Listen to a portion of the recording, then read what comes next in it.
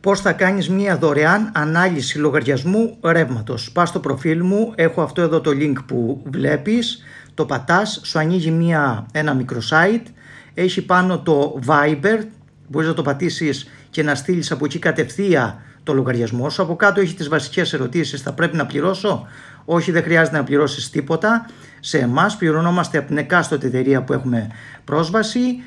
Ποια είναι η διαδικασία? Πατάς την επιλογή, το κουμπί που λέει κλικ εδώ στο Viber, στέλνεις τον τελευταίο σου λογαριασμό, σου λέω αν σε συμφέρει και αν δεν έχεις κάποιο καλό πρόγραμμα να πας κάπου αλλού, μας στέλνεις τα χαρτιά, κάνουμε την αίτηση και εσύ υπογράφεις ηλεκτρονικά το συμβόλαιό σου.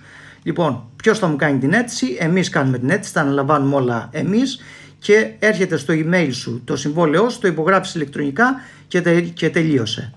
Από κάτω έχω τα social media, έχω και το τηλέφωνο, μπορείς να μου πάρεις τηλέφωνο αν θέλεις να κάνεις κάποια ερώτηση και τα υπόλοιπα social media. Έτσι λοιπόν, μην την πληρώνεις ακριβά.